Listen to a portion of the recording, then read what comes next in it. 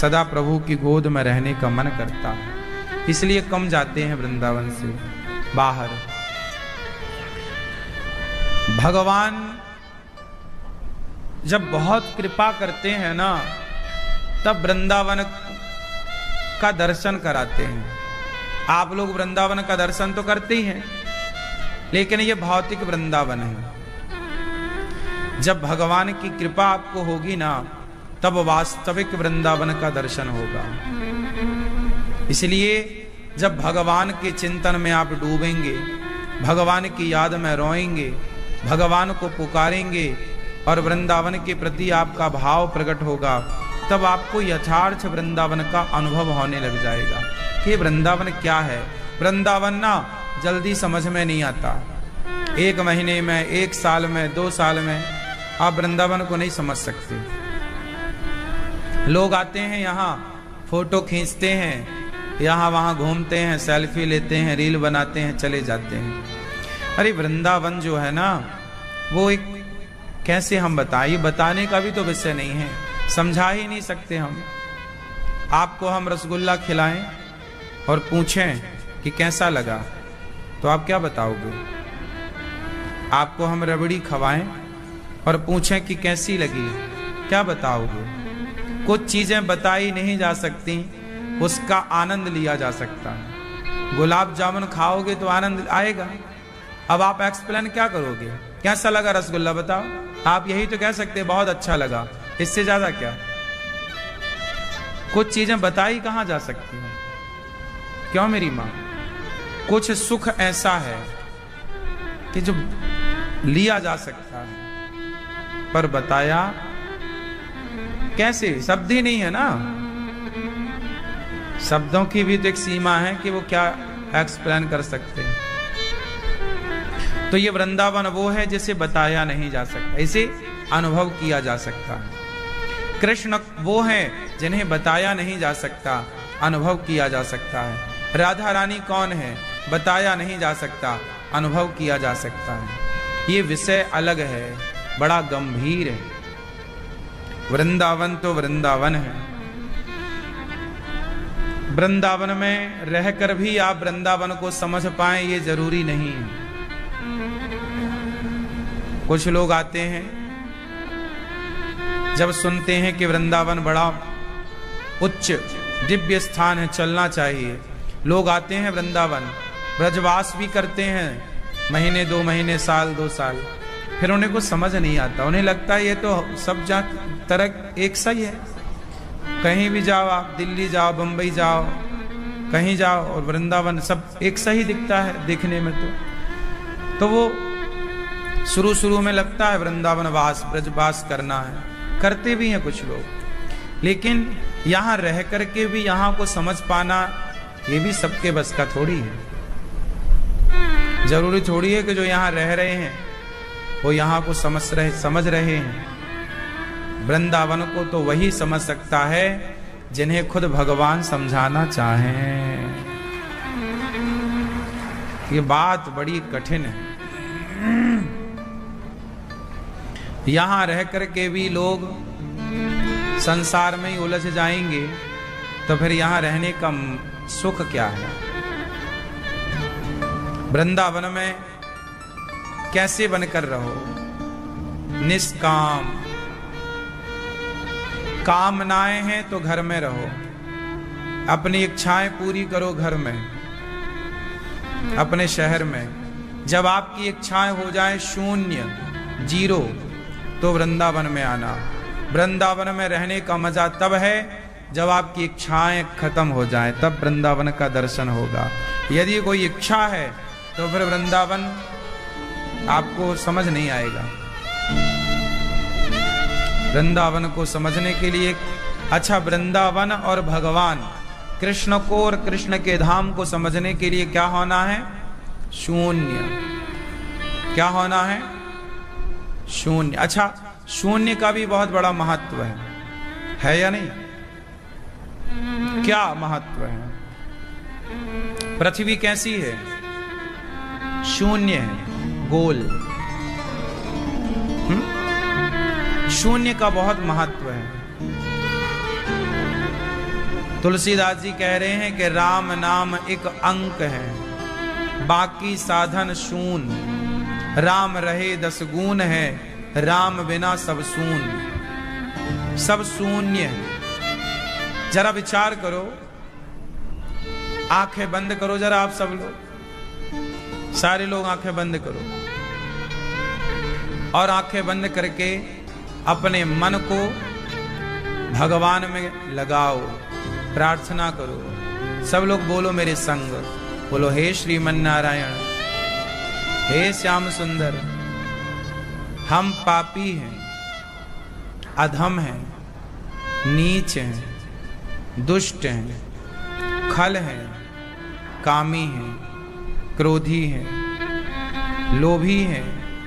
हे प्रभु, हम जैसे हैं आपके हैं। हे नाथ, हमारे अपराधों को क्षमा कीजिए।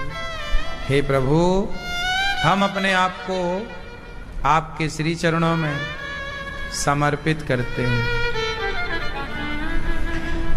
आप भगवान का चिंतन ऐसे करिए, आपके अंदर के सारे विचार समाप्त हो जाएं, शून्य हो जाएं, केवल कृष्ण रह जाए, ऐसा ध्यान लगाइए। केवल कृष्ण के सुंदर घुंघराले से बाल, बिहारी जी की बड़ी बड़ी आंखें, उनके सुंदर से हाथ, उनके सुंदर सा मुखमंडल, उनकी मुस्कान, एक एक अंग को देखिए जी भर के, और सारे विचारों को शून्य कर दीजिए। कोई विचार ना हो, कोई भला बुरा विचार ना हो। ध्यान करिए भगवान का। बिहारी जी के चरणों को करने जा रहे हैं और हम भी उनके संग हैं। प्रभु हमें माखन खिला रहे हैं, ऐसा भाव बनाओ कि हम भगवान के साथ। अब आप ऐसा भाव बनाओ कि आप भगवान को लड्डू खिला रहे हैं, बढ़िया भगवान को भोग लगा रहे हैं, ऐसा भाव बनाओ कि आप भगवान को पुष्पों की माला, कमल की माला पहना रहे हैं। उनके केवट ने जैसे राम के चरण धोए, ऐसे आप भी भगवान के चरण पखार रहे हैं, चरण धुल रहे हैं और चरण अमृत पी रहे हैं। ऐसा भाव, ऐसे भाव में डूब जाइए। ध्यान करिए भगवान का, पुकारिए प्रभु को, हे प्रभु दर्शन दीजिए, हे नाथ हम पापी पर कृपा कीजिए। करिए ध्यान, करिए चिंतन, डूबिए उस ध्यान में। एक एक लीला का स्मरण करिए, एक एक भक्त के मिलन को महसूस करिए। आप भी अपने को वहीं उपस्थित रखिए कि मैं भी प्रभु के साथ हूं। जब राम नाव में बैठे हैं, केवट पार लगा रहे हैं, तो एक तरफ नाव में आप भी बैठ जाइए। ऐसा भाव बनाइए कि हम भी नाव में बैठे हैं, राम जी का दर्शन कर रहे हैं और हम ही केवट बनकर राम जी को पार लगा रहे हैं। हमें भी प्रभु दर्शन दे रहे हैं। माता शबरी बेर खवा रही हैं, हम टुकुर टुकुर देख रहे हैं। एक एक लीला आंखों में बसी हो। जरूरी नहीं है कि आप मंदिर में ही हो, जरूरी नहीं है कि आप वृंदावन में ही हो। जहां हैं वहीं से भगवान से जुड़ सकते हैं। आंखों को बंद कर लीजिए, ध्यान कीजिए। ऐसे ध्यान होता है। प्रार्थना कीजिए प्रभु से, हे प्रभु हम आपके योग्य नहीं हैं, जन्म जन्म के पापी हैं, आप बड़े दयालु हैं। मुझ पापी पर कृपा कीजिए और मेरे अपराधों को क्षमा करके हमें स्वीकार जरूर कीजिए। हे नाथ हम आपके हैं। हे बिहारी जी, हे जगन्नाथ जी, हे श्याम सुंदर, हमें स्वीकार कीजिए।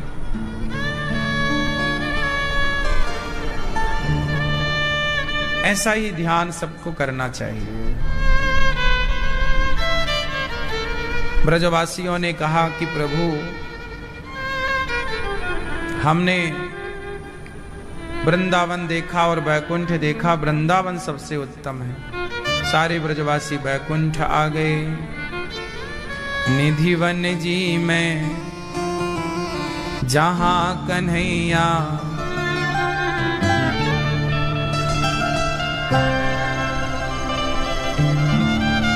सारे ब्रजवासी वैकुंठ का दर्शन करके वृंदावन आ जाते हैं। इस तरह से आपको ध्यान महसूस करना चाहिए। देखो आजकल क्या होता है, वीडियो कॉलिंग होती है। आप कहीं भी होते हैं, हम आपसे कनेक्ट हो सकते हैं, जुड़ सकते हैं, आपको देख सकते हैं, आपको सुन सकते हैं। ये वीडियो कॉलिंग की व्यवस्था आज है। पहले क्या व्यवस्था थी? ध्यान की। जैसे आज आप वीडियो कॉलिंग के द्वारा किसी व्यक्ति से जुड़ते हैं, ऐसे पहले के ऋषि मुनि ध्यान के द्वारा भगवान से जुड़ जाते थे। जैसे वीडियो कॉलिंग पे हम किसी से बात कर सकते हैं, ऐसे पुराने ऋषि मुनि भक्तजन अपनी एकाग्रता के कारण, ध्यान के कारण वो भगवान से बात कर पाते थे। ये ध्यान कोई आज की थोड़ी बात है, तो पुरानी परंपरा है। इसलिए ध्यान किया करो, कनेक्ट रहा करो भगवान से, जुड़े रहो भगवान से। और भगवान से जुड़ने का एक सही तरीका है ध्यान। क्या है? ध्यान। 2 मिनट के लिए, 5 मिनट के लिए ध्यान लगाओ। पल भर में ध्यान। अभी देखो जल्दी ध्यान नहीं लगेगा आपका, क्योंकि आपका मन बहुत चंचल है। थोड़ा उसे कंट्रोल करेंगे, पर करत करत अभ्यास के जड़मति होत सुजान। होएगा जरूर, असंभव तो है ही नहीं। आंख बंद करती ध्यान लग जाता है। ध्यान लगाना बहुत अच्छी बात है। हम तो ध्यान जब लगाते हैं ना, तो हम ध्यान में वैकुंठ चले जाते हैं, भगवान का खूब दर्शन कराते हैं, चरण दबा आते हैं, बातचीत करके आ जाते हैं ध्यान में। ये सब संभव आपके लिए भी है, बस मन की एकाग्रता लग जाए। और जब लगने लग जाएगा ना, जिस दिन ध्यान में डूब जाओगे, उस दिन ये संसार फिर आंखें खोलने का तुम्हारा जी नहीं करेगा। एक बार कनेक्ट होने की बात। बच्चों को एक बार टॉफी मिल जाए, चॉकलेट मिल जाए, फिर वो उसका स्वाद नहीं भूलते, बार बार उसी की तरफ। ऐसी एक बार तुम्हें चस्का लग जाए भगवान के दर्शन का, और वो भी ध्यान में, फिर आप बार बार कहीं भी बैठेंगे ध्यान ही करेंगे।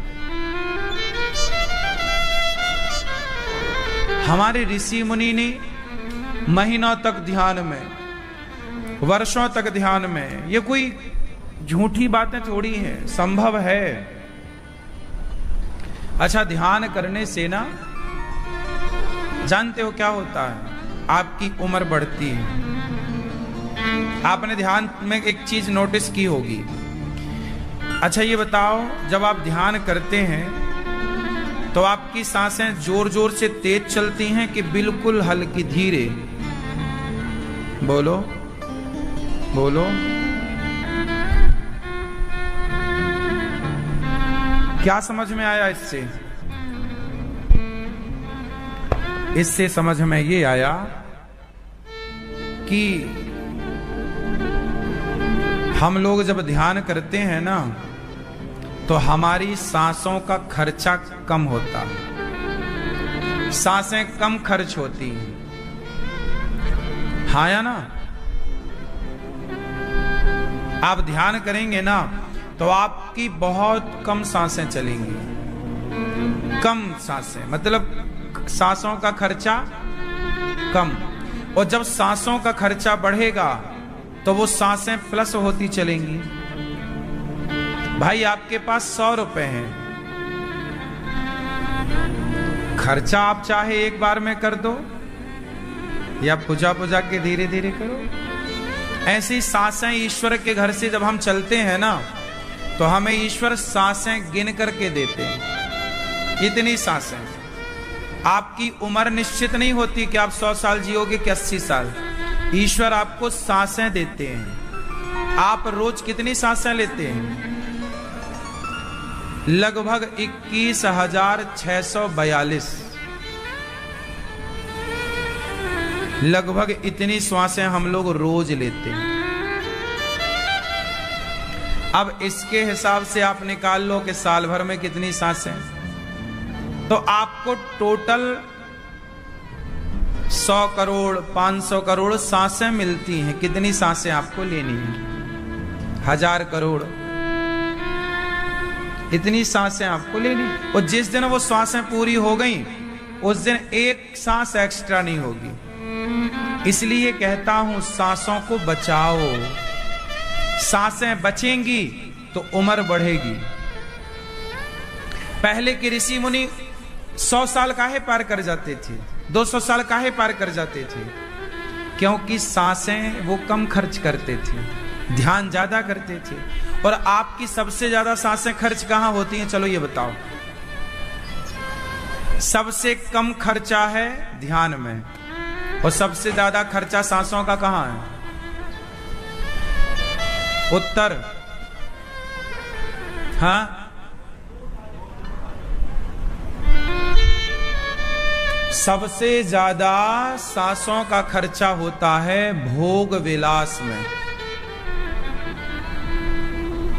सबसे अधिक सांसें जाती हैं भोग विलास में। क्रोध आने पर भी सांसों का खर्चा ज्यादा है। गुस्सा आए ना तो सांसें लंबी लंबी चलने लग जाती हैं। इसलिए पहले के लोग भोगी विलासी कम थे, ध्यान में ज्यादा, तो उनकी आयु ऑटोमेटिक बढ़ जाती थी।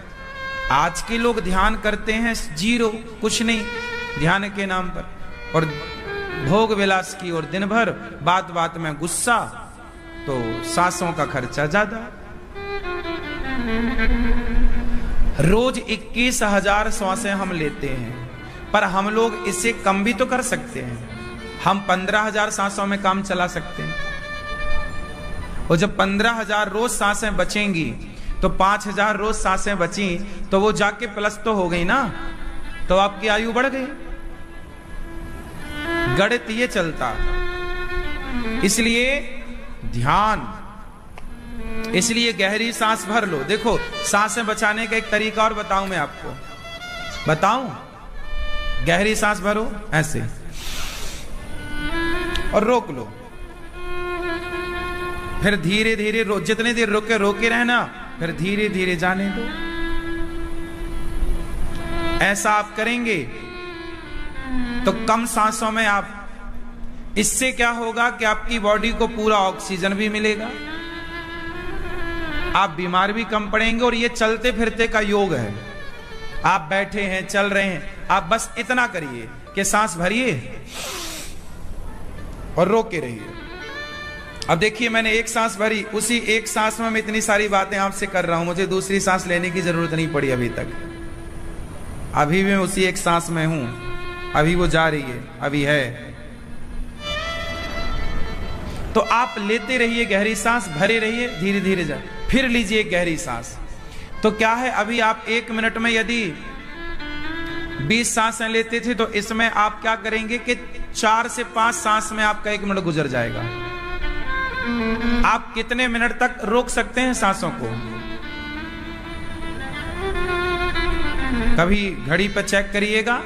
सामान्य 30 सेकेंड आप अभ्यास करेंगे तो 40 सेकेंड, और अभ्यास करेंगे 50। मैं प्रत्येक सांस को 40 सेकेंड तक रोक सकता हूं, प्रत्येक सांस को, मेरा अभ्यास। और जब मैं सांसों को लेता हुआ छोड़ूं तो 40 मिनट 40 सेकेंड के लिए सांसों को रोका जा सकता है। तो ये सारी चीजें अभ्यास से हैं। पहले के हमारे ऋषि मुनि, ये भी एक विज्ञान है। ये भी एक साइंस है। अब इसे आप कितना समझें, हमारे ऋषि मुनि क्या करते थे? योग प्राणायाम क्या करते थे? ये स्त्रियों को करना चाहिए, पुरुषों को करना चाहिए।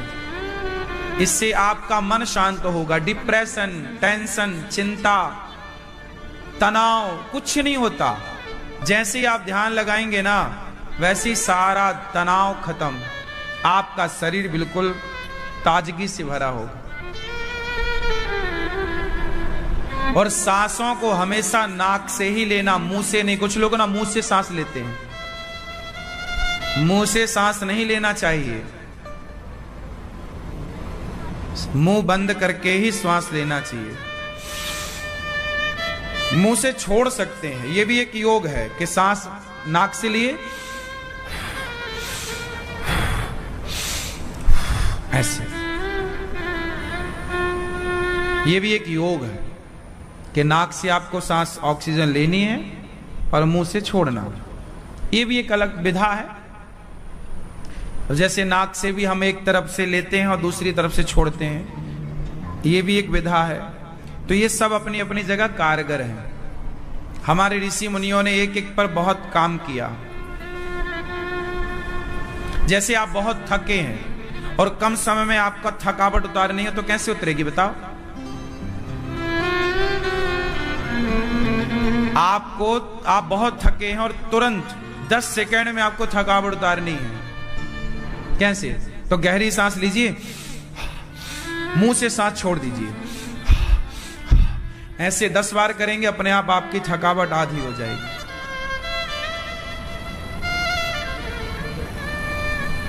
है ना? ये सब हमारे ऋषि मुनियों की टेक्निक थी। देखो कितना बड़ा विज्ञान, आपके शरीर में ही बहुत विज्ञान है। आप अपने आप को ही नहीं जान पाते पूरी जिंदगी में। जान पाते हो? आप अपने अंगूठे को लीजिए, सवेरे एक काम किया करो, अंगूठे को लिया करो। जब अंगूठा साफ हो, धुलना अपने हाथ को सवेरे सवेरे। जब आप मंजन ब्रश करते हो ना, तो इस अंगूठे से ना अपना तालू दबाया करो। ये जो ऊपर का हिस्सा है ना, उसे ऊपर की तरफ प्रेस किया करो, दबाया करो। अपनी जिह्वा को ले जाके, जो आपका यहां वो होता है ना, एक लटकती हुई घंटी, उस तक पहुंचाया करो अपनी जिह्वा को। पलटाओ जिह्वा को, ले जाओ उस घंटी को, छुओ।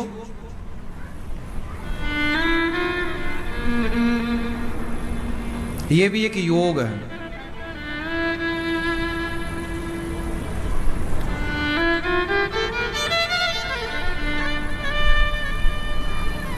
सब योग है ये, और ये सब अपने काम करने वाले योग हैं। इस योग को करने से जिह्वा को हमेशा तालू में ऊपर ले जाके टच करिए। आप जब टच करेंगे तो खुजली सी होने लग जाएगी वहां ऊपर, घंटी के पहले, घंटी के पहले। उसको ना जिह्वा से ऐसे से करिए उसको, फिर क्या होगा? हल्की सी खुजली सी होने लग जाती है। कहते हैं यहां से हमारे ऋषि मुनि क्या करते थे कि जब वो ध्यान करते थे और जिह्वा को यहां करने से उनके ध्यान के बल पर, योग के बल पर, एक शरीर अलग प्रकार का एक लिक्विड पदार्थ बनाता है और वो यहां एक मिठास के रूप में उसे प्राप्त कराता है। ये लंबे अभ्यास से संभव है।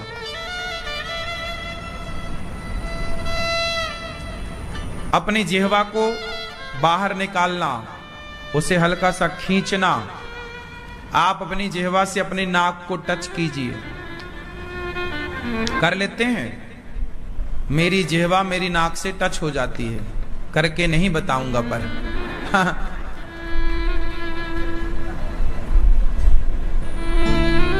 पर हो जाती है। मैं करता हूं तो होती है। अपनी जिह्वा से अपनी नाक को टच करना, छूना। क्यों ये सब पता है? हमारे साधक जो ऋषि होते हैं ना, वो जिह्वा को जिह्वा में राख लगाकर उसे खींचते हैं। जिह्वा क्या होता है, स्वाद की इंद्रियां समाप्त हो जाती हैं, फिर व्यक्ति स्वाद के चक्कर में नहीं पड़ता।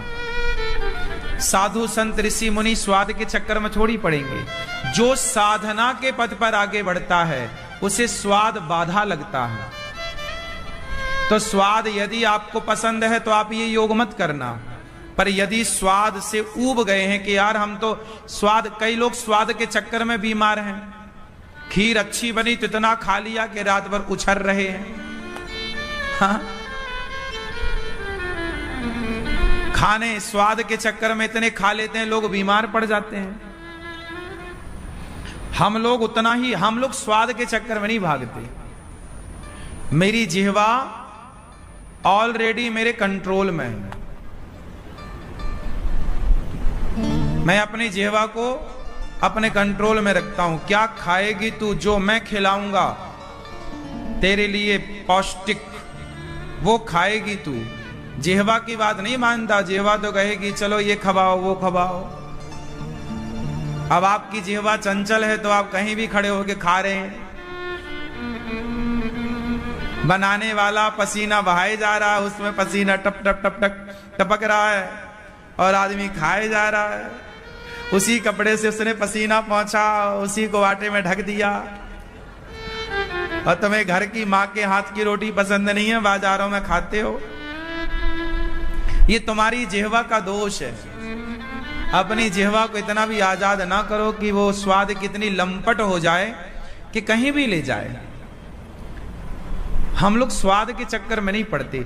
हम लोगों को पेट भरने से मतलब है, और पेट भी किससे? अंकुरित अनाज।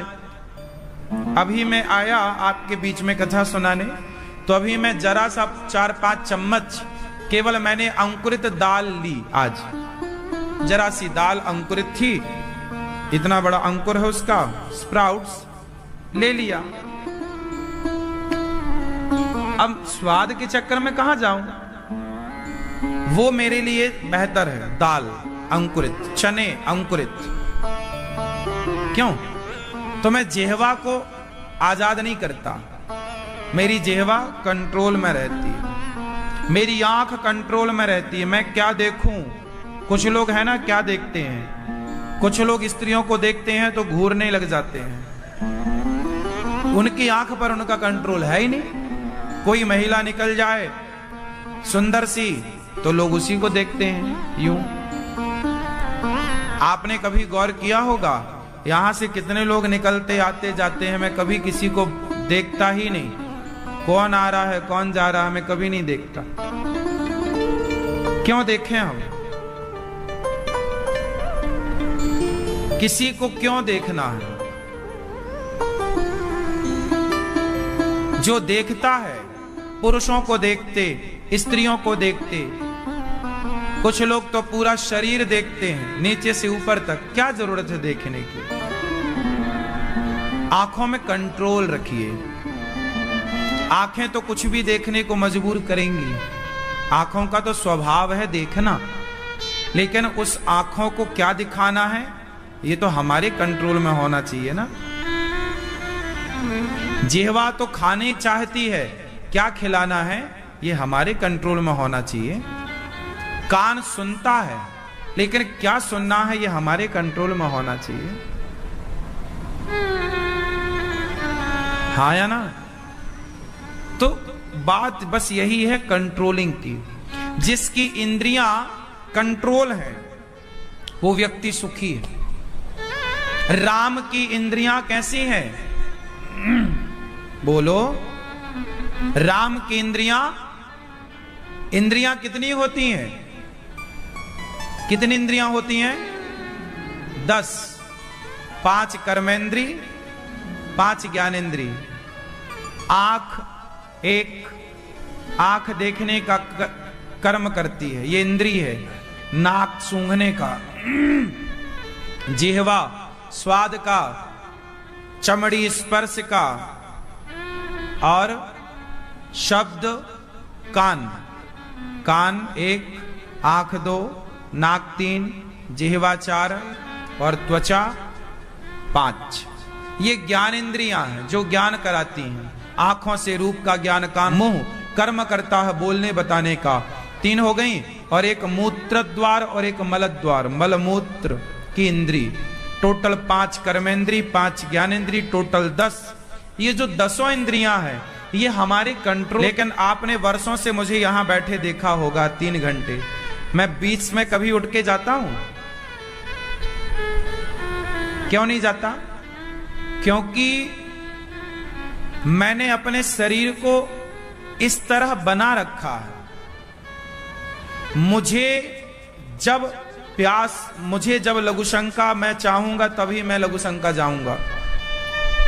ऐसा नहीं है कि मुझे लगी और मैं बैठा हूं रोके हुए, ऐसा भी नहीं होता। हमें शरीर को इस तरह ढालना पड़ता है। यह भी एक कला है कि आपका शरीर आपके कंट्रोल में रहे। मैं 4 घंटा यहां बैठा रहूं या 5 घंटा, मैं जब तक चाहूं बैठा रह सकता हूं। और आप रोज देखते ही हैं ना, मैं कितनी गर्मी निकल जाती, ना मैं पानी पीता हूं यहां बैठकर व्यास गद्दी में, ना तो मैं लघु शंका के लिए भागता हूं। दोनों चीज कैसे कंट्रोल होती है? ये अभ्यास, यही है इंद्रियों पर कंट्रोलिंग। आप अपनी प्यास पे कंट्रोल कर पाए, आप अपनी भूख पे कंट्रोल कर पाए, आप अपने लघु शंका पे कंट्रोल कर पाए, और शरीर को ऐसा बनाए कि शरीर आपके हिसाब से चले, शरीर के हिसाब से आपको ना चलना पड़े। मेरी आंख स्वतंत्र नहीं है, मैं सब कुछ नहीं देख सकता। जो मैं देखना चाहूंगा, जो सही होगा, वो मैं आंखों को इजाजत दूंगा कि ये देख, सब नहीं। मेरी वाणी वही बोलेगी जो सही है। मेरी वाणी को यह अधिकार नहीं है कि मैं आपको कुछ भी बोल दूं। 3 घंटे रोज बोलता हूं, 12 महीने बोलता हूं, लेकिन आज तक मेरी वाणी से कोई अपशब्द नहीं निकला। तो ये कंट्रोल है ना वाणी पर। आप 3 घंटे बोली है ना, तो कुछ ना कुछ उल्टा निकल जाएगा, मजाक में निकल जाए, मेरे से भी निकल जाता है कई बार, लेकिन उसकी मात्रा कम होती। ऐसा नहीं है कि मैं गलतियां नहीं करता, मेरे से लाखों गलतियां होती हैं, शब्दों की गलतियां मेरे से होती हैं। कई बार जो ना बोलना चाहूं वो भी भूल जाता है, मानता हूं इस बात को, लेकिन ऐसी गलतियां कम मात्रा में। और जो शब्द निकलते हैं वो भी शब्द किसी को आहत नहीं करते, कोई उन्हें हवा बना देता है, वो अलग विषय है, लेकिन वो शब्द किसी को परेशान करने वाले नहीं होते, किसी व्यक्ति विशेष को ठेस पहुंचाने वाले नहीं होते। तो ये शब्दों पे कंट्रोल, आंखों पे कंट्रोल, अपनी इंद्रियों पे कंट्रोल, ये सब यही तो जीवन है। जिसके पास कंट्रोलिंग है, जो अपने को कंट्रोल कर सकता है, वो सबको कंट्रोल कर सकता है। जो अपने को कंट्रोल नहीं कर सकता, वो किसी को कंट्रोल नहीं कर सकता। इसलिए मां अपने बच्चों को, अपने आप को, आपकी उम्र क्या है फर्क नहीं पड़ता, जिस उम्र में हो उस उम्र से प्रैक्टिस करो। अपने को कंट्रोल, अपने गुस्से को। आपने कभी देखा कि अनिरुद्धाचार्य को गुस्सा आया? लोग हमें कितना कितना बोलते हैं, लेकिन हम कभी गुस्सा नहीं करते। जहां जरूरत पड़ती है वहां करते भी हैं। हम गुस्सा करते हैं कार्यकर्ताओं पर कि भाई ये काम क्यों नहीं हुआ, ये काम ऐसा बोला था क्यों नहीं किया। जहां जरूरत है हम वहां गुस्सा करते हैं, क्योंकि गुस्सा एक प्रकार की व्यवस्था है। तो हम तो गुस्सा करते हैं, जहां आवश्यक है वहां करते हैं, सब पर नहीं करते गुस्सा। हम जिन पे गुस्सा करते हैं वो गिने जो 4 लोग हैं उन पे गुस्सा करते हैं, सब पे गुस्सा क्यों करेंगे। जिनको काम सौंप रखा है कि भाई ये काम करना, वो नहीं करेगा तो उस पे गुस्सा करेंगे।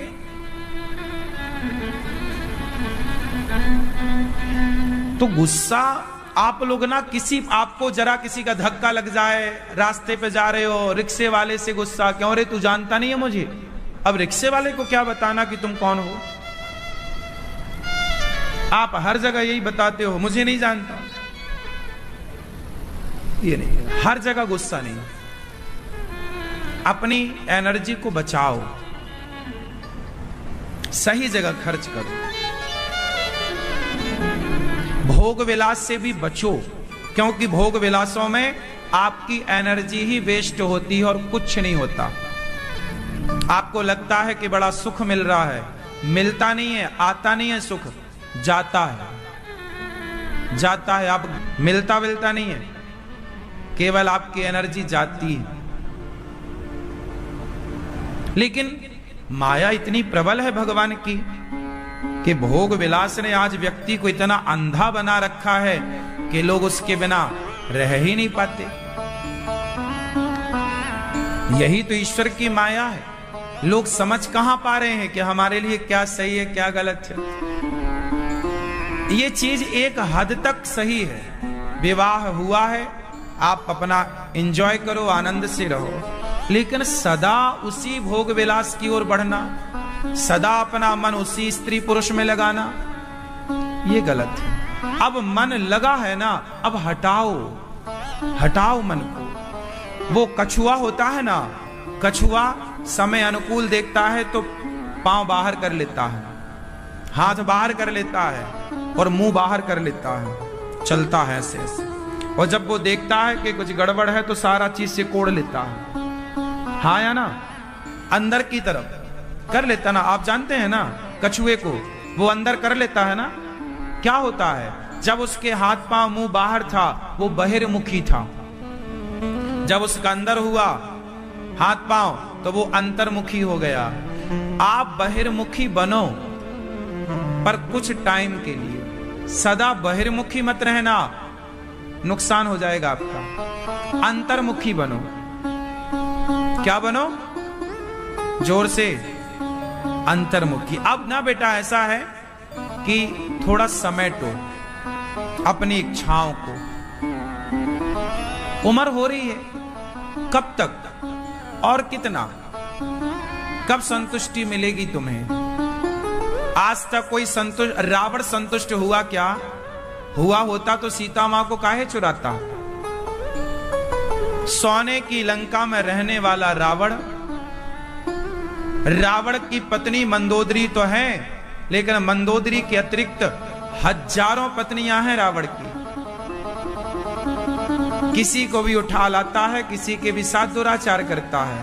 उसने करोड़ों बार भोग विलास का काम किया होगा, लेकिन इतना करोड़ों बार वो सुख लेने के बाद भी क्या उस रावण का पेट भरा? भर गया होता तो सीता मां को काहे चुराता? तो जब पेट भरता ही नहीं है तो पेट भरने के पीछे भाग काहे रहे हो? इसलिए पेट किसी का भरा हो तो उसका नाम बताओ, तुम्हारा भर जाएगा। इसलिए समझदारी यही है कि मन को धीरे से सबसे निकालो और आप निकालकर भगवान के चरणों में अपने मन को समर्पित कर दो। धीरे धीरे कछुए की तरह अंतर्मुखी बनो। अब बहिर्मुखी बहुत हो गया, गई बहुत थोड़ी रही। नारायण अब चेत, अब तो चेत जा। काल चिरैया चुग रही, निस दिन आयु खेत। बहुत चली गई, अब बची है, उसे भगवान में लगाओ। अपनी शक्ति को समाज की सेवा में लगाओ, अपनी एनर्जी को दीन दुखियों की सेवा में लगाओ। जो ईश्वर, देखो ये शक्ति ना क्षीण हो रही है रोज। आप 25 साल के होना एनर्जी से भरे हो, 30 साल के होना एनर्जी से भरे हो, 35 साल के होना एनर्जी थोड़ा कम हो गई, 40 साल के होना थोड़ी एनर्जी और कम हो गई, 50 साल के होना एनर्जी आधी हो गई, 60 साल के हुए ना एनर्जी बिल्कुल 75% घट गई, 25 बची। आप 80 के हुए ना एनर्जी और कम, 90 के हुए ना एनर्जी 10-5% रह गई, अब कुछ नहीं है। एक धक्का मार देगा कोई, लुढ़क जाओगे। ये प्रकृति ऐसे बनाती है, हमें डिजाइन करती है, समझो ना। समय के साथ आप कमजोर पड़ते हैं। अब आप जितने लोग यहां बैठे हैं, अब आप सब बच्चों को छोड़ करके 25 साल के आप हैं तो आप स्थिर हैं। 25 से मतलब 20 से लेकर 35 साल तक खूब एनर्जी होती है। बात सही है कि गलत है? इसी एनर्जी का सदुपयोग करना होता है। ये जो 25 साल से 35 साल की जो जवानी की एनर्जी है, यदि बच्चे इसी एनर्जी को सही दिशा में खर्च करने लग जाएं, कामयाबी में खर्च करने लग जाएं, सफलता में, तो ये सफल हो जाएंगे। और 35 के बाद तो फिर प्लस नहीं होता, हाँ या ना? 35 के बाद माइनस होगा। 40 में जाओगे, प्लस कभी नहीं हो सकता। जो ताकत आपके अंदर 25 से 30 साल के बीच में थी, वो एनर्जी 40 से 50 के बीच में हो ही नहीं सकती। क्या संभव है? उत्तर दो। फिर ईश्वर ने सबको जो प्राइम टाइम दे रखा है ना, वो 25, 20 से 35, 15 साल मानो आप। क्यों जी? यही है आपका जीवन, 15 साल का। उसके बाद 20 साल के पहले तो बच्चा बच्चा होता है और 35 साल के बाद हाँफने लग जाता है। तो ये 25 साल हैं आपके जीवन के, यही बिंदास ये जीवन है। इसके बाद तो फिर भार है। क्या है? फिर तो शरीर भी भार लगता है। बोलो हाँ, शरीर क्या लगने लग जाता है? भार। उठना नहीं, बैठ नहीं पाओ अच्छे से। इसलिए बच्चों को मेरी ये बातें बहुत बारीक गंभीरता से सिखा दो, समझाओ, काम आएगी। भगवान ने आज सारे ब्रजवासियों को वैकुंठ का दर्शन पर तो देखो क्या सदुपयोग किया। अर्जुन को गीता सुना दी, सुना दी। आज तक उनकी सुनाई गीता हम सब सुनते और पढ़ते हैं। मतलब आए भगवान तो आए और चले गए, ऐसा नहीं, कुछ करके गए, समाज की प्रेरणा बनकर गए। आप भी आए हो ना, आप भी चले जाओगे, कुछ प्रेरणा बन जाओ समाज की, कुछ अच्छा कर जाओ, है ना? इसलिए ये दास अनिरुद्ध अपने जीवन का, मैंने अपने 20 साल की आयु से लेकर अभी 33 साल का हूं, मैंने अपना सारा जो एनर्जी है, जो शक्ति है, वो सारी शक्ति समाज की सेवा में लगा दी। मेरी एनर्जी कहां लग रही है? मैंने अपनी शक्ति कहां खर्च की? सेवा में। और मेरी उम्र के बच्चे अपनी ताकत, अपनी शक्ति, अपनी एनर्जी कहां खर्च कर रहे हैं? क्लबों में जा जा करके, पराई स्त्री पराई पुरुष के चक्कर में पड़ पड़ के वो एनर्जी सेवा में लगे। देखो, मैंने अपने समय का, जो एक व्यक्ति की सही उम्र होती है, उस सही उम्र का सही जो कार्य होता है, मैंने अपने सही उम्र में सही कार्य जो करने हैं, वो सही उम्र में सही कार्यों का निर्णय लेकर उस सही कार्यों को सही वक्त पर करके दिखाया, ताकि आने वाली युवा पीढ़ी सीखती रहे कि भाई ये करना है हमें। यही हूं केवल इसलिए कि बच्चे सीखें कि हमारी एनर्जी कहाँ लगनी चाहिए, हमारी शक्ति का कहाँ उपयोग होना चाहिए। मैं काम करता हूं इतना सारा, जानते हो क्यों? क्योंकि इस उम्र में थकावट होती ही नहीं। थकावट होने की आयु 40 के बाद है। 40 के बाद आदमी थकता है। तो मेरी ये उम्र है ना, अभी काम करने की उम्र है, थकने की उम्र नहीं है। इसलिए मैं दिन रात अपना काम करता हूं, क्योंकि इस उम्र का लाभ ले लो, क्योंकि ये उम्र तो जानी ही है। चाहे आप उपयोग करो तो जानी है, और उपयोग ना करो, ये जिंदगी आइसक्रीम की तरह है, चाहे स्वाद ले लो वरना पिघल जाएगी। ये जीवन भी आइसक्रीम है, या तो इसका स्वाद ले लो वरना ये जीवन जाएगा। आप कुछ करो मत करो, 40 के बाद आपका शरीर अलग हो जाएगा। हाँ या ना? तो उसके पहले का जो काम है, आप बहुत बड़ा जो आपको काम करना है कर लो इस उम्र में। यही उम्र का सदुपयोग है। और ये मेरे उम्र के लड़के ना मेरे पे हंसते हैं, मुझे बड़ा इन पे हंसना आता है कि बेटा तुम्हारी उम्र में जो तुम कर रहे हो ना, ये सब हमने अपना अलग ही काम किया है। हमारी उम्र का हमने सदुपयोग किया है, और इस बात से आप कोई इनकार कर सकता है? अनिरुद्धाचार्य ने अपनी उम्र का सदुपयोग किया कि दुरुपयोग किया? बताइए। सदुपयोग है। जब मैं 25 साल का था तब मैंने वृद्धाश्रम बनाने का निर्णय लिया था,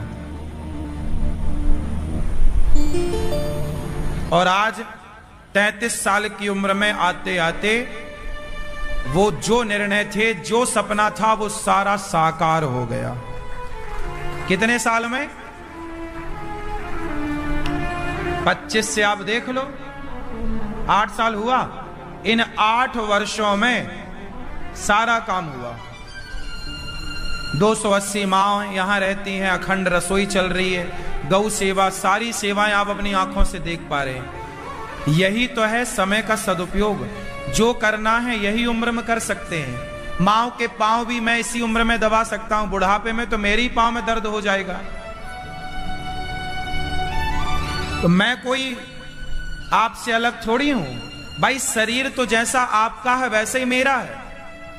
बस मैंने अपने शरीर को एक अलग खान पान से मेंटेन कर रखा है कि मेरे शरीर, मेरी इंद्रियां, मेरा मन मेरे कंट्रोल में रहना चाहिए। मैंने अपने शरीर पे काम किया है। काम क्या किया है? मैं आजकल के लड़के भी काम करते, दिन भर उठाते रहते हैं, ये बॉडी बना रहे हैं। ये बॉडी तुम चमड़ा जोड़ के करोगे क्या? तुम तो चमड़ा जोड़ रहे हो ना। चमड़े से क्या होगा? चमड़ा तो ऑलरेडी है। अरे जोड़ना है, दिमाग जोड़ो। तुम चमड़ी बढ़ाने में लगे हो,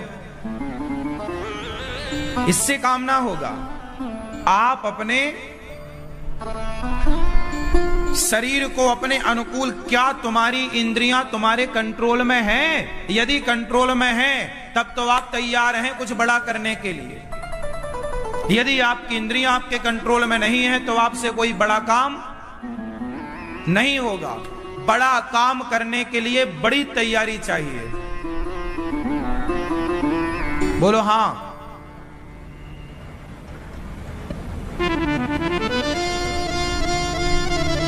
आजकल के लड़के शादी करते हैं, सीधा हनीमून में निकलते हैं। हाँ या ना? महीने 2 महीने तो पता ही नहीं होता कहां होते हैं। मेरा विवाह जब हुआ तो मेरे विवाह के पहले कथा लग चुकी थी, तारीख में दे चुका था कि आपके यहाँ के मैं कथा करूंगा। उस समय मैं गांव में जा करके कथाएं करता था। तो मेरे विवाह के पहले कथा लग चुकी थी, उसके बाद विवाह की तारीख फाइनल हुई। तो विवाह हुआ और विवाह के चौथे दिन मुझे जाना था। हाथ की मेहंदी नहीं छूटी, मैं अपने काम के लिए निकल गया। विवाह के कुछ ही दिनों में मैंने अपने काम को सबसे ऊपर रखा है। काम सबसे पहले। काम जब आप काम को सर्वोपरि रखते हैं तो वह काम आपको कामयाब कर देता है, सफल बना देता है। काम को आप फर्स्ट में रखिए। परिवार को भी आप रखिए, पर परिवार, यदि मैं काम और परिवार दोनों में यदि तुलना करूं तो परिवार को पहले रखना चाहिए। लेकिन मैं आपको सिर्फ ये बात बताना चाह रहा हूं कि मेरे जीवन में मैंने जिस उम्र में आज के लड़के अपना ऐशो आराम की जिंदगी में विश्वास करते हैं, उस समय मैंने सारे ऐशो आराम छोड़ के और अपनी मेहनत में ध्यान रखा, काम में ध्यान रखा। आज आप सबको अनिरुद्धाचार्य की सफलता दिख रही होगी। लेकिन अनिरुद्धाचार्य की सफलता के पीछे, इतने बड़े काम के पीछे जो संघर्ष है, जो मेहनत है, उसे देखने वाले लोग कम होते हैं। उसके पीछे की जो तपस्या है, उसके पीछे का जो त्याग है, उसके पीछे का जो बलिदान है, वो नहीं दिखता। जब आप इतना तपने को तैयार होंगे, तब सफलताएं कदम चूमेंगी। सब कुछ करना पड़ता है। मुझे काम करने में कोई शर्म नहीं आती। मैं झाड़ू भी लगा लेता हूं, मुझे कोई शर्म नहीं है। मैं पोंछा भी लगा लेता हूं, मुझे कोई शर्म नहीं है। मैं भोजन बना भी लेता हूं, मुझे कोई शर्म नहीं है। मैं बर्तन भी धुल लेता हूं, मुझे कोई शर्म नहीं है। मैं अपनी माँ की साड़ी भी धुल सकता हूं, मुझे कोई शर्म नहीं है। मैं अपने पिता के पांव में तेल लगाकर मालिश भी कर सकता हूं, कोई शर्म नहीं है। मैं वृद्ध माओं के पांव दबाता हूं, मुझे कोई शर्म नहीं है। मेहनत करने में, काम करने में क्या शर्म। बेईमानी करने में मुझे लाज आती है, मैं बेईमानी नहीं करता। चोरी करने में शर्म आती है, गलत काम करने में शर्म आओ, अच्छे काम करने में क्या शर्म। मुझे कोई भला काम करने में लाज नहीं आती। मैं सारे काम करने को, मैं नाली तक साफ कर लेता हूं। कबाड़ है, गंदी पड़ी है, कचरा भरा है, पानी भरा गंदा, नाली साफ करनी पड़े, मैं तुरंत तैयार हो जाता हूं नाली साफ कर, चलो मैं करता हूं। काम तो काम है ना। मैं ये थोड़ी कि बड़ा आप बड़े बन जाते हैं। आप आज समस्या, आज की युवा पीढ़ी की समस्या ये है कि जरा उसे पद प्रतिष्ठा मिली, जरा पैसा मिला, जरा नाम हुआ, फिर वो छोटे काम नहीं करता। एक बार आदमी बड़ा बनता है, फिर छोटा नहीं बनता। जबकि हनुमान जी इतने बड़े हैं, पर लंका गए तो छोटे से बन करके गए। सीखो, पर भगवान से ऊपर नहीं है। व्यापार सही है, पर भगवान से ऊपर नहीं है। भगवान से ऊपर ना परिवार ना व्यापार। गोपियों की ये लीला यही मैसेज देती है कि परिवार को, व्यापार को कभी भगवान से ऊपर मत करिएगा। सबसे ऊपर कौन? उत्तर दो। भगवान। भगवान सबसे ऊपर, फिर कुछ और। इसलिए हमारे यहां जागने के बाद सबसे पहले नहा धोकर एक लोटा जल सूर्य भगवान को चढ़ाते। पहला धन्यवाद भगवान का, फिर कोई काम। पहले पूजा, हनुमान चालीसा पढ़ लो, एक लोटा जल चढ़ा दो, भगवान को प्रणाम कर लो, आशीर्वाद ले लो माँ बाप का, बड़ों का, फिर अपना काम करते रहो। ईश्वर का धन्यवाद तो दे दो। अब आजकल लोग जल भी नहीं चढ़ा रहे हैं, हनुमान चालीसा तक याद नहीं है आजकल लोगों को, तो फिर कैसे काम चलेगा। पहले ईश्वर का समय है, फिर अपने लिए समय दो। पूरा दिन तुम्हारा है, तो पहले भगवान। गोपियों ने सबको छोड़ा किसके लिए? भगवान के। अच्छा, भगवान के लिए छोड़ना जरूरी है क्या? ना, छोड़ने की जरूरत नहीं है। गोपियों ने बच्चा छोड़ा, परिवार छोड़ा, आपको जरूरत नहीं है छोड़ने की। आप बस ये मान लो कि ये बच्चा मेरा नहीं, भगवान का है। ये व्यापार मेरा नहीं, भगवान। इतना मानसिकता बना लो तो भी तुम्हारा घर बैठी कल्याण हो जाएगा। ये मान लो कि सब कुछ भगवान का है। और एक बात और सच्ची बता दूं मैं, इंसान कुछ नहीं करता, जो भगवान को कराना होता है वो सामर्थ्य भगवान दे देते हैं। आज यहां गौरी गोपाल में जो भी कार्य है, ये करने वाला मैं नहीं, करने वाला मैं हो ही नहीं सकता। ये भगवान ही करा रहे हैं तो हो रहा है, भगवान ही शक्ति दे रहे हैं तो हो रहा है, वरना व्यक्ति विशेष की ना इतनी शक्ति है ना इतना सामर्थ्य। तो ये बात सत्य है। सारी बातें अपनी अपनी जगह सत्य हैं। हर कंडीशन में बातें कही जाती हैं। भगवान ही सर्वोत्तम है, सर्वोपरि है, तो भगवान के बाद फिर कुछ नहीं। गोपियों ने सब छोड़ा कृष्ण के लिए। लक्ष्मण जी ने अपनी पत्नी छोड़ी, मां छोड़ी। लक्ष्मण जी का तो वनवास नहीं हुआ था ना?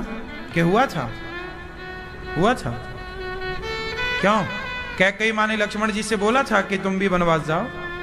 नहीं, वनवास तो राम का हुआ, तो लक्ष्मण जी काहे चले गए? एक मिलेगा, या तो संसार का सुख मिलेगा या तो भगवान मिलेंगे। और भगवान मिल गए तो संसार का सुख अपने आप मिल ही जाएगा। लक्ष्मण जी को राम मिले, उन्होंने चुनाव किसका किया? लक्ष्मण जी के पास अयोध्या की जिम्मेदारी है। आप रहते अयोध्या में, संभालते अपना, राम को जाने देते वनवास? नहीं, लक्ष्मण जी ने राम को चुना। पत्नी का और राज्य के सुख का त्याग किया, राम को चुना। मतलब लक्ष्मण जी की नजर में भगवान सर्वोत्तम है, सर्वोपरि है। ऐसे ही गोपियां हैं। भरत जी ने भी अयोध्या का राज्य ठुकराया, राम को चुना। क्यों? यदि भरत जी राम को छोड़कर अयोध्या के राज्य को चुन लेते तो क्या भरत जी का समाज में इतना आदर होता? उत्तर दो। इतना सम्मान होता? बोलो। नहीं। आज समाज में भरत जी का इतना सम्मान है तो केवल इसलिए कि भरत जी ने सिंहासन नहीं चुनी, धन को नहीं चुना, राम को चुना। और जो भगवान को सर्वोपरि रखते हैं, चुनते हैं, भगवान फिर उन्हें अपने से बड़ा कर देते हैं। इसलिए पहले भगवान को, गोपियों ने भगवान को चुना, बच्चों को दूध पीता हुआ छोड़ा, परिवार को छोड़ा। भगवान कैसे छोड़ दें भाई? संसार तो बार देखो, पत्नी, पुत्र, परिवार, ये तो हर बार हमें मिलते ही मिलते हैं। आप जब जब संसार में आओगे लगभग आपको पति, पत्नी, बेटा, बेटी ये मिलना ही मिलना है। भगवान को पाने का मौका छोड़िए। कुत्ता हो, बिल्ली हो, चिड़िया हो, पक्षी हो, पशु हो, इन सबको बच्चे मिलते हैं, सबके बच्चे होते हैं। तो बच्चे कोई बहुत बड़ी बात नहीं है।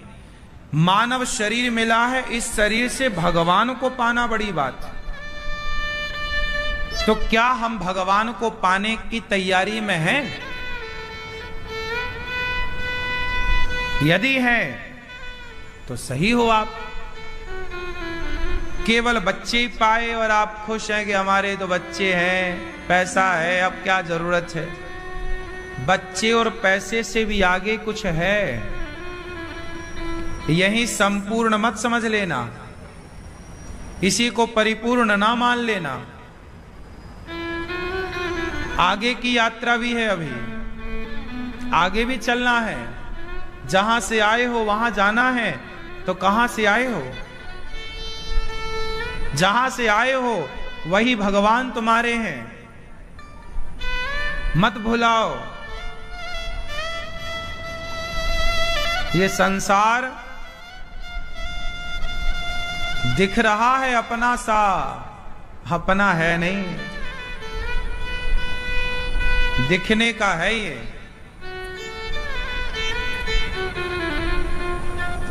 समझ में आई ना बात? इसलिए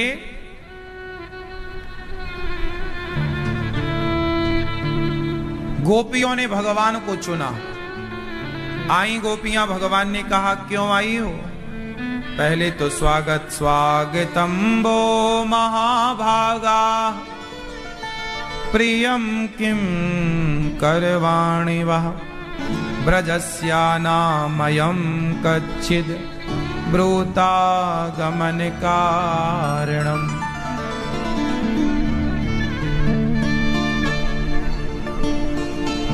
क्यों आई हो यहां? भगवान ने पूछा गोपियों को, क्यों? गोपियां बोली आपने बुलाया बांसुरी बजा के हम चली आई। बुलाया, आ गई, जाओ अपने घर।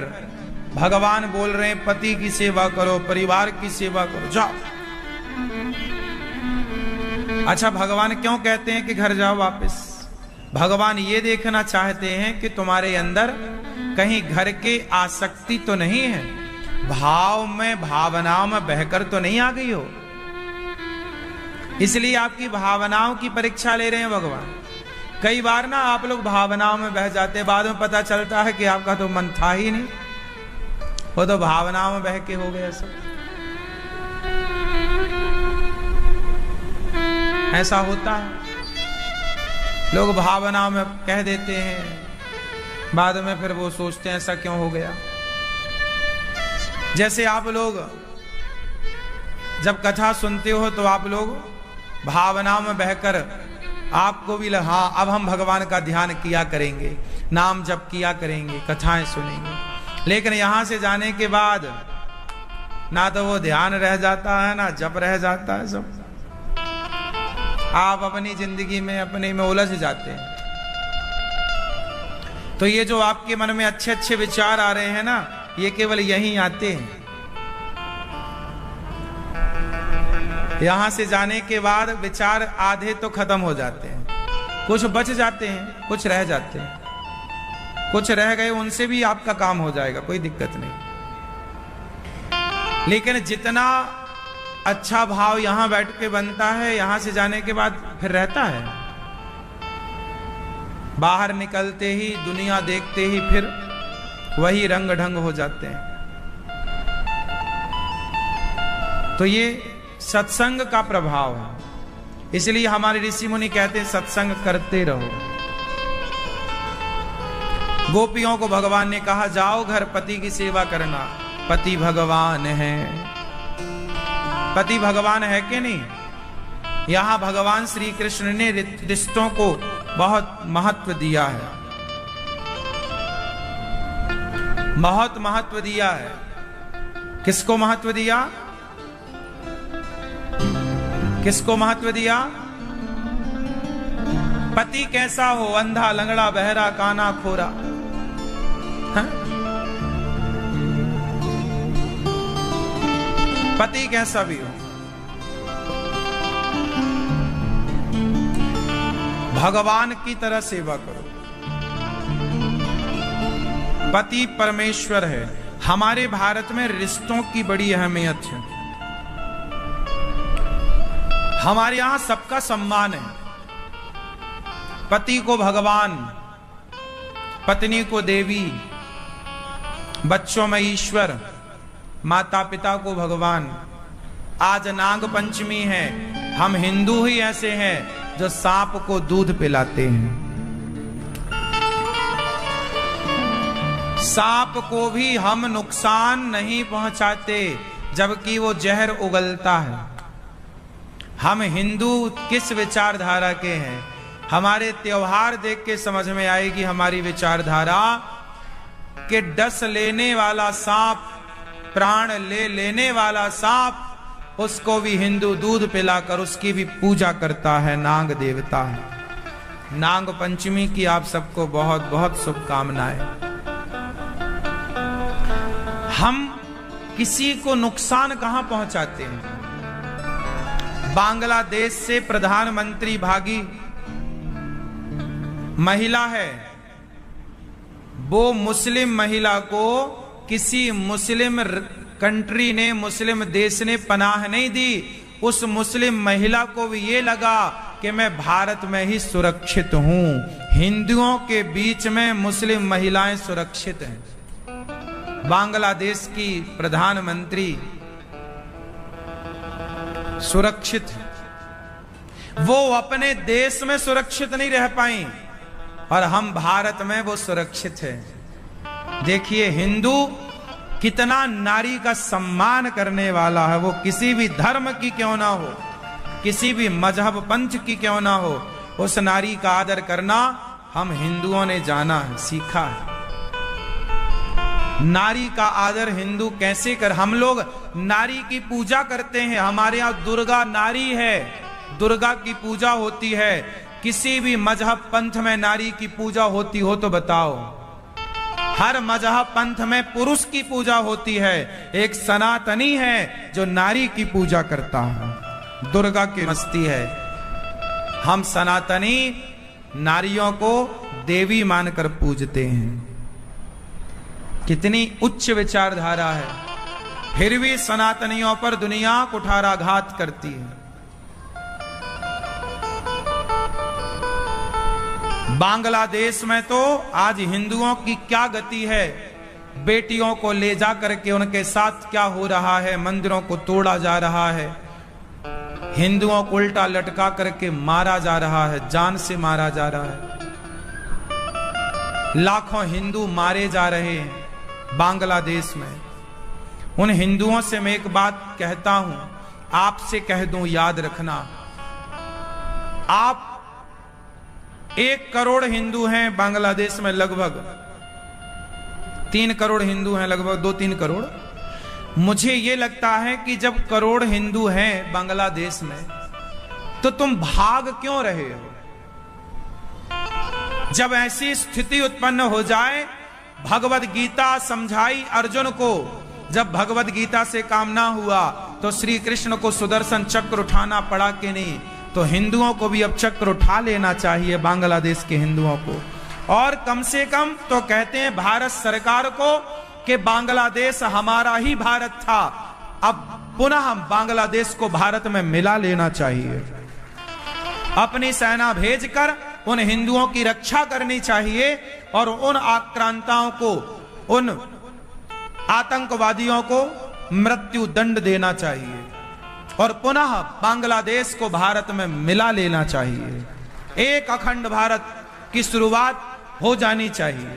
क्या कहते हैं आप लोग? अरे वो हिंदू मर रहे हैं वहां, उनका पक्षधर कौन है? भारत के ऐसा उल्टा सीधा काम करे तो तुरंत पाकिस्तान को भी पुनः हिंदुस्तान से जोड़ देना चाहिए। इन मूर्खों को, ये इसी लायक हैं, ये पाकिस्तानी और बांग्लादेशी ये इसी लायक हैं। इन्हें, ये हिंदुओं पर, पाकिस्तान से हिंदू कम हो गया, बांग्लादेश से तो हिंदू अब सफाया हो जाएगा, जो बचेंगे मार दिया जाएगा। अरे मरने से अच्छा है लड़ो। आप लोग भी अपनी रक्षा के लिए कितने तैयार हैं, पूछ लो अपने आपसे। आज भारत में भी कई राज्यों में हिंदू अल्पसंख्यक है, कल को ये स्थितियां भारत के राज्यों में पैदा होंगी। लिख लेना इन बातों को। तब के लिए क्या आपकी तैयारी है? आपकी बहन बेटियों को छेड़ा जाएगा, आपके बच्चों को मारा जाएगा। आज बांग्लादेश में क्या बच्चों की हत्या नहीं हो रही है? इसलिए कहता हूं, अपनी बेटियों को झांसी की रानी बनाओ। तुम्हारी कागज की डिग्रियां काम ना आएंगी। बांग्लादेश में अब डिग्रियां काम आई क्या? काम आएगा, झांसी की रानी बनाओ बेटियों को, शिवाजी बनाओ बेटों को, महाराणा प्रताप बनाओ। आत्मरक्षा करना सिखाओ बेटियों को। जरूरत पड़ने पर झांसी की रानी की तरह वो मार करके मरे, यूं ही ना मर जाए कि आओ भैया मार दो हमें। क्यों मार दो? हम मरेंगे। अनिरुद्धाचार्य का सिद्धांत है भागने का नहीं, लड़ने का। भाग के कहां जाओगे? अरे मरेंगे तो कायरों की तरह नहीं, बहादुरों की तरह मरेंगे। मार कर मरो ना, 100 को मारो फिर मर जाओ।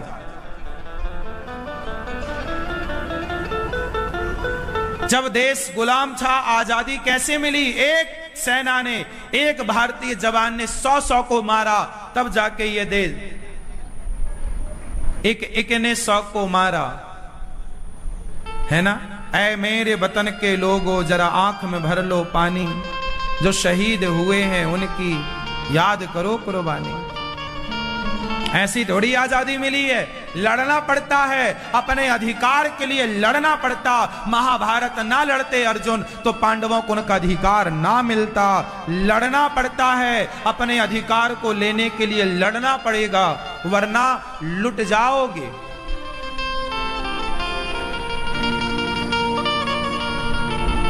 बार बार मैं आपको बता रहा हूं, आज बांग्लादेश से भगाए गए, पाकिस्तान से भगाए गए, कश्मीर से भगाए गए और कहां कहां से भगाए जाओगे, ये तो आने वाला वक्त बताएगा। तैयारी कितनी है ये आप बताओ।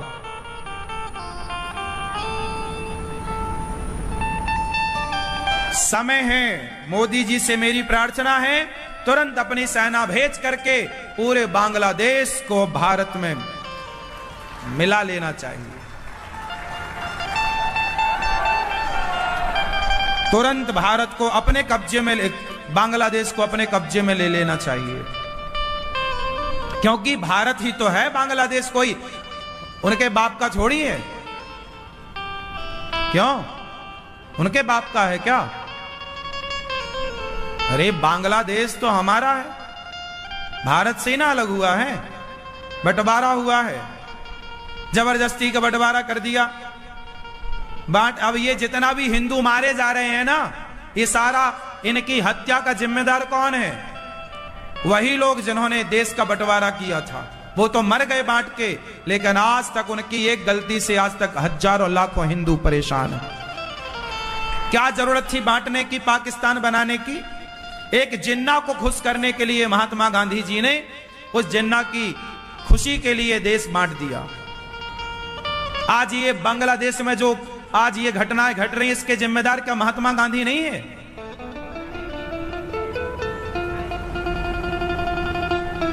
क्या जरूरत थी बांटने की? कोई तुम्हारे बाप का देश था? बांटना था तो अपने बाप की संपत्ति बांटते, देश काहे बांट दिया? और बांटे थे तो ये स्थिति क्यों उत्पन्न हुई? आज जो बहन बेटियों के साथ बलात्कार बांग्लादेश में हो रहा, उसका जिम्मेदार कौन? जो हिंदू खदेड़े जा रहे हैं। अब देखो, जिस पर गुजरती है ना वो जानता है। जब पाकिस्तान का बंटवारा हुआ था तो ट्रेनों में भर भर के लाशें आई थी भारत, क्या भूल गए? कितनी बेटियों के साथ सरेआम बलात्कार हुआ था। क्या गुजरी होगी उन बेटियों पर, क्या गुजरा होगा उन माओं पर जिनके सामने बच्चे मार दिए गए? कौन जिम्मेदार था? क्या जरूरत थी बंटवारा करने की? अब तो समय है कि बंटवारा हुआ तो अब तो कान पकड़ के उन लोगों के जो अलग करने की बातें कहे, अब तो कान पकड़ के उनको अलग किया जाए और फिर पाकिस्तान और बांग्लादेश, पूरा भारत अखंड एक होना चाहिए। कोई ना कोई देश इसमें उंगली उठाए तो उस देश की उंगली तोड़ देनी चाहिए। समय यही है। पुनः अखंड भारत की स्थापना हो। कैसे हो? ऐसी होगी, वरना हिंदू कटता रहेगा, मरता रहेगा। चलाया है ये।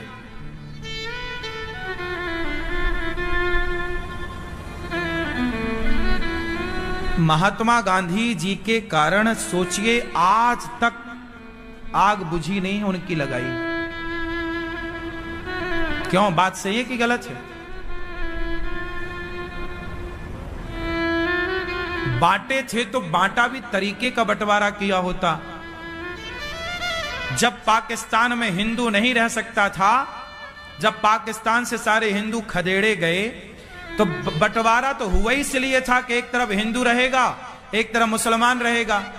बंटवारा भी हो गया और वो जिसके लिए बंटवारा हुआ वो काम हुआ ही नहीं, तो फिर बंटवारा होना तो व्यर्थ हो गया। हाँ या ना?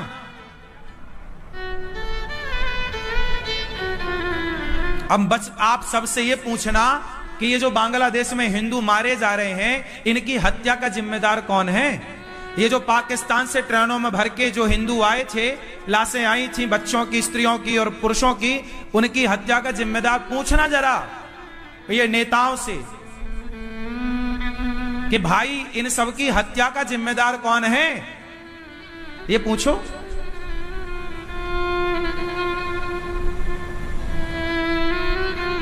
सत्ता के लिए राजनीति देखो क्या है। राष्ट्रपिता बनना था उन्हें। आदमी जब पद की लोलुपता आती है ना, पद का लालच आता है, तो आदमी खून से नहाता है।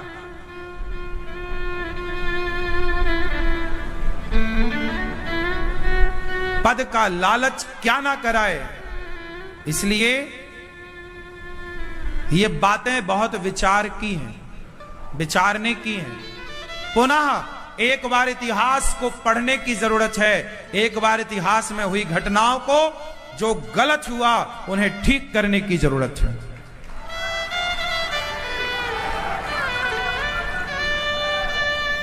आप कितने लोग इस बात से सहमत हैं कि इतिहास को फिर से जो गलतियां हुई उन्हें ठीक करने की आवश्यकता आन पड़ी है?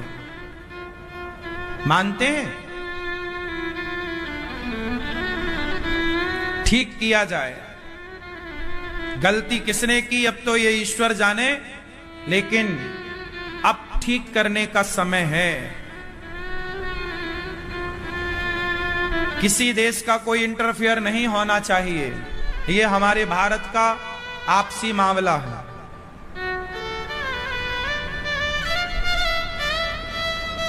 मोदी जी को तुरंत काम करना स्टार्ट कर देना चाहिए इन बातों पर।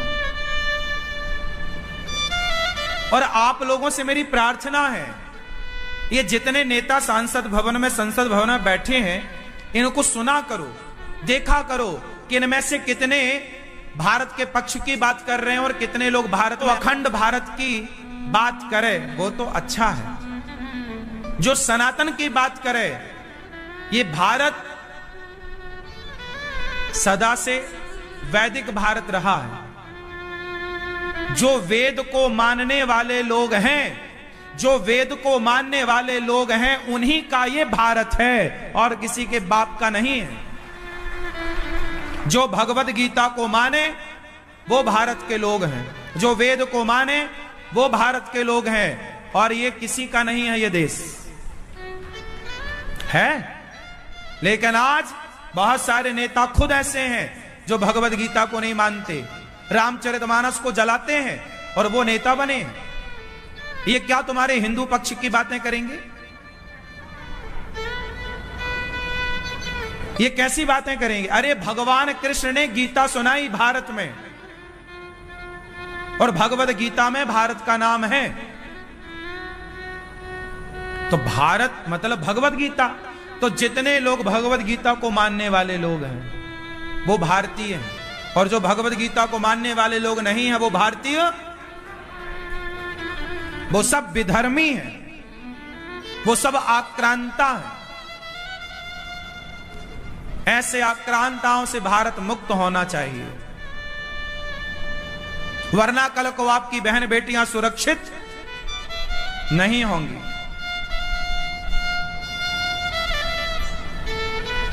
प्रिय भक्तों,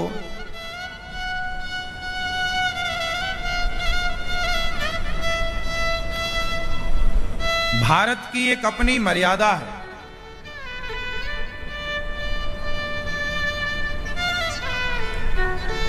भगवान गोपियों को कहते हैं अपने घर जाओ, पति कैसा हो, अंधा, लंगड़ा, बहरा, काना, पति परमेश्वर है, सेवा करनी चाहिए।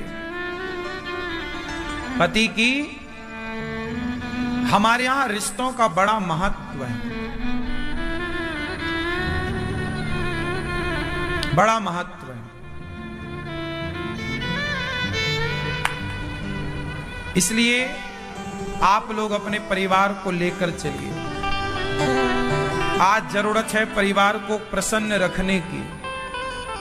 अपने बच्चों को पहले छोटे से ही उनको सिखाओ सब शिवाजी और महाराणा प्रताप के लक्षण लाएं।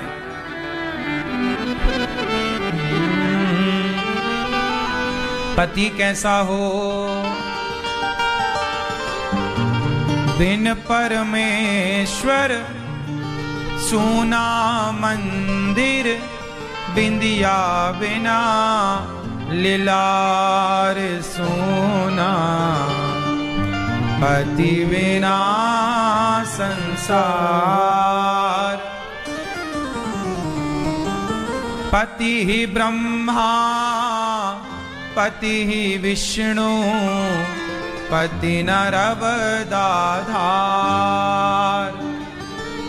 जिस नारी ने पति को पाया, उसकी नैया पार सोना, पति बिना संसार। पति कैसा भी हो, अंधा हो, लंगड़ा हो, बहरा हो, काना हो, पति परमेश्वर कहलाता है। एक पति व्रत रहे जगत में, सब व्रत हैं बेकार। बिन पतिव्रत के नारी का तो जीवन है बेकार, सोना पति बिना संसार।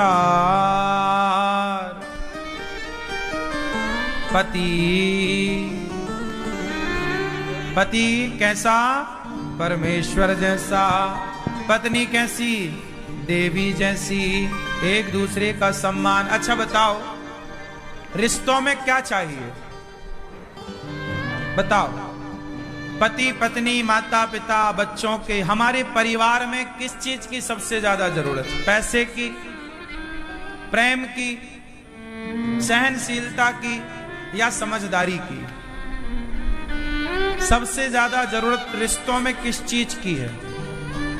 पैसा, प्रेम, सहनशीलता, समझदारी।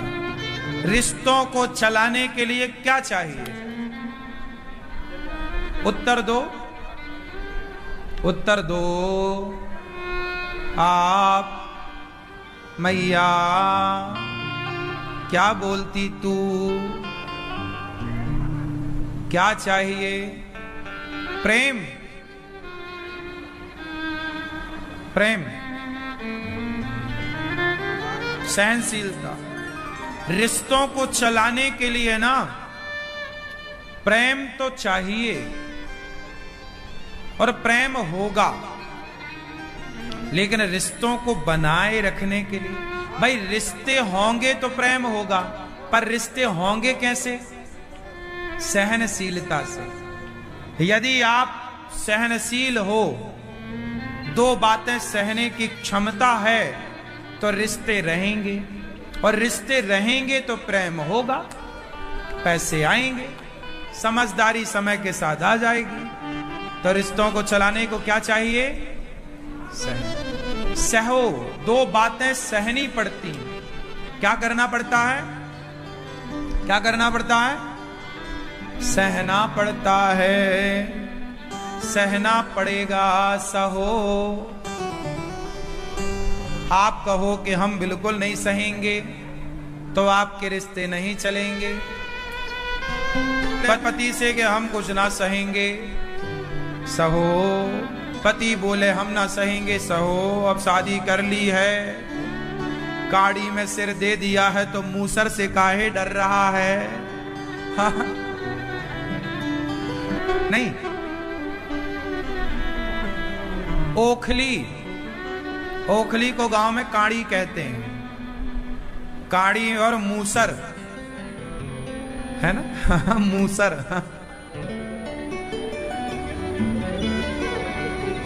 तो जब विवाह कर लिया है पति परमेश्वर ने, तब दो बातें सहो। अब आदमी कहता हम सहेंगे नहीं, तो शादी काहे कर ली?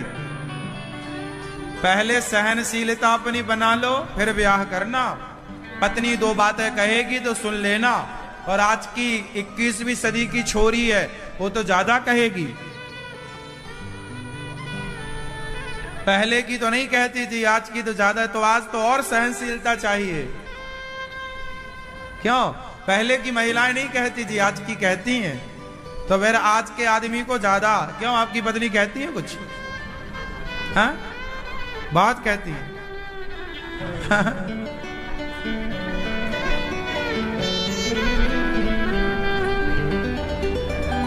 और आपके यहां आपको सुनने मिलती है मीठी मीठी बातें।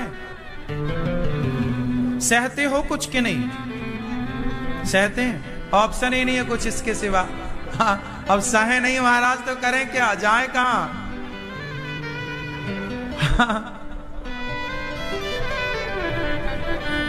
तो सहना तो पड़ता है।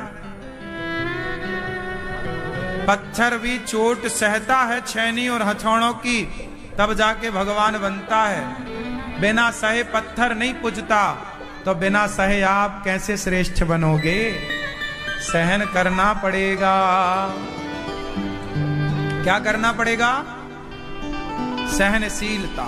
रहने पर रोते हो आप लोग, रिश्तों के ना रहने पर लोग रोते हैं। ना रहने पर रोने से क्या लाभ है?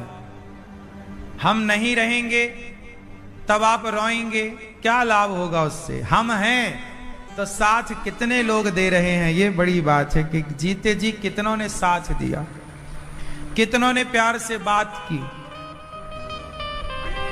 कितनों ने अपना माना।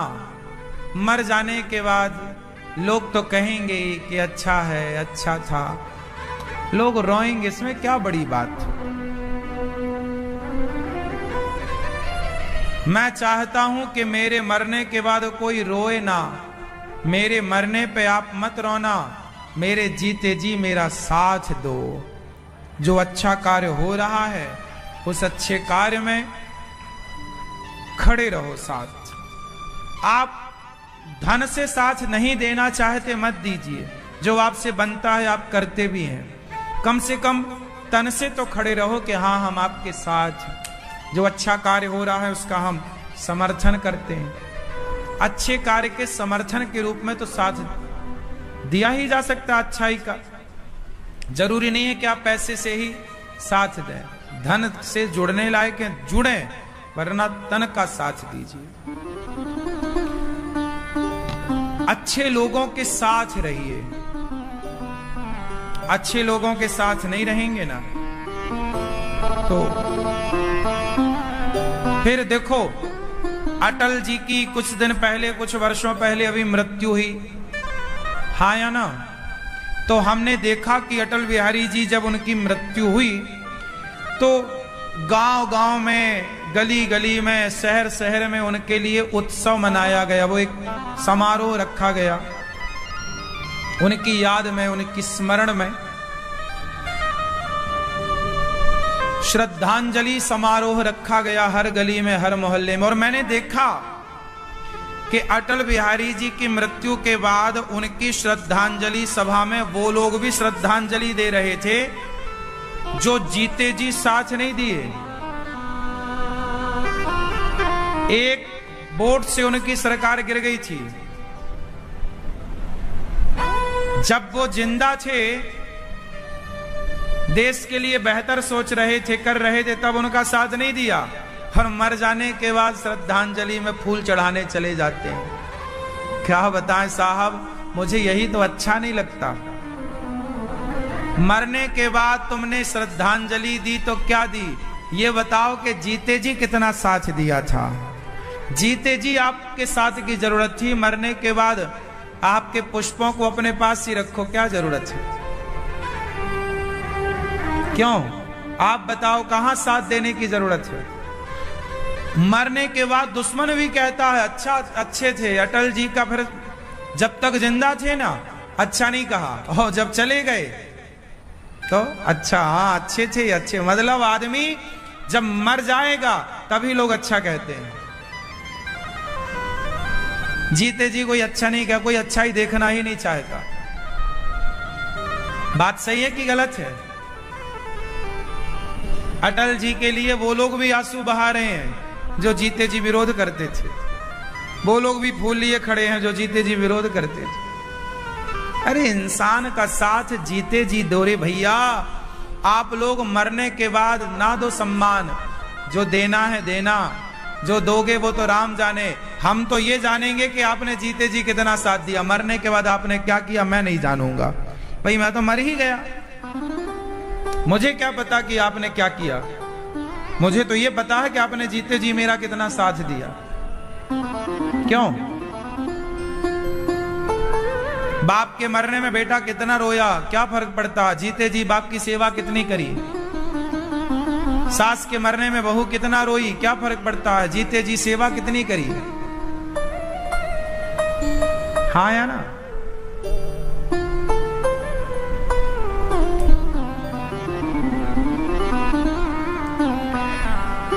तो गोपियों के संग भगवान रास रचा रहे हैं। स्वीकार कर लिया, गोपियों ने कहा प्रभु आप हमारे पति हैं। भगवान ने स्वीकार कर लिया गोपियों को और रास रचाए। उस रास में भगवान, जब गोपियों को अभिमान आया कि देखो हम कितनी सुंदर हैं, कितनी बड़ी हैं, भगवान हमारे आगे पीछे चल रहे हैं, तब भगवान गोपियों का अभिमान जहां आएगा भगवान साथ छोड़ देंगे। चले गए भगवान, अंतर्धान हो गए। सारी गोपियां बिलखने लग गई। हे कृष्ण कब आओगे? हे प्रभु कब आओगे? कहां चले गए? हे नंदनंदन, हे मनमोहन, कहां हो, कब आओगे? गोपियों ने गीत गाया, गोप्या ऊचू। सारी गोपियां विरह में डूब गईं, खोजती हुई आगे बढ़ी, कृष्ण की लीला करने लग गईं। कृष्ण की जो जो लीला हुई, पूतना इत्यादि लीलाओं में खो गई, डूब गई। और आगे बढ़ी तो कृष्ण के चरण चिन्ह नजर आए, आगे बढ़ती चली गई। राधा रानी मूर्छित पड़ी। राधा रानी ने कहा, प्रभु मैं थक गई हूं। भगवान बोले, तो आओ मेरे कंधे पर बैठ जाओ। राधा रानी को अपने कंधे पर बिठालने के लिए भगवान बैठे। श्याम सुंदर अंतर्धान हो गई। राधा रानी कृष्ण के बिना मूर्छित होकर के गिर पड़ी। श्री कृष्ण के बिना गोपियां मानो तड़प। तुम्हारे जन्म के कारण बैकुंठ आदि लोकों से भी ब्रज की महिमा बढ़ गई है। तभी तो सौंदर्य और मृदुलता की देवी लक्ष्मी अपने निवास स्थान बैकुंठ को छोड़कर यहाँ नित्य निवास करने लग गई हैं। हे श्याम सुंदर, हमारे प्रेम पूर्ण हृदय के स्वामी, हम तुम्हारे बिना मोल की दासी हैं, बिन मोल की दासी हैं। हमें स्वीकार कर लो श्याम सुंदर। मारना ही था तो कालिया नाग के जहर से क्यों बचाया, मर जाने दिया होता। सारी गोपियां जब रोने लग गईं, कृष्ण कृष्ण पुकारने लग गईं, तब भगवान गोविंद गोपियों के कहने पर, भगवान गोपियों के प्रार्थना पर अंत में जब गोपियों ने कहा, यत्ते सुजात चरणाम्बुरुहं स्तनेषु भीताः शनैः प्रियदधि महि कर्कशेषु तेनाटवीमटसि तद्व्यथते न किंस्वित् कूर्पादिभिर्भ्रमति धीर्भवदायुषां नः इति गोप्यः प्रगायन्त्यः प्रलपन्त्यश्च चित्रधा रुरुदो सुस्वरं राजन् कृष्ण दर्शन लालसा तासामाविर्भूच्छौरि स्मयमाने मुखाम्बुजः पीताम्बरधरः स्त्रग्भि साक्षान् मन्मथ मन्मथः। गोपियों के मध्य भगवान साक्षात प्रकट हो गए। कामदेव को भी पराजित करने वाले भगवान प्रकट जब हुए, गोपियां भगवान को देखकर टुकुर टुकुर गंभीर दृष्टि से कहती हैं, कन्हैया तुम बड़े निर्दयी हो। ये कैसा प्रेम था? जब प्रेम करते हो तो छोड़कर जाते क्यों हो? और आप कौन से वाले प्रेमी हो? बहुत सवाल किया। कृष्ण ने बस इतना कहा, गोपियों हम तो आपके प्रेम के ऋणी हो गए, और ना जाते तो हमें पता ही ना लगता कि आप हमसे इतना प्रेम करती हैं। कई बार ऐसा होता है कि कोई आपसे बहुत प्रेम करता है, पर आप उसके प्रेम को समझ नहीं पाते। जब समझ में आता है तब तक बहुत देर हो चुकी होती है।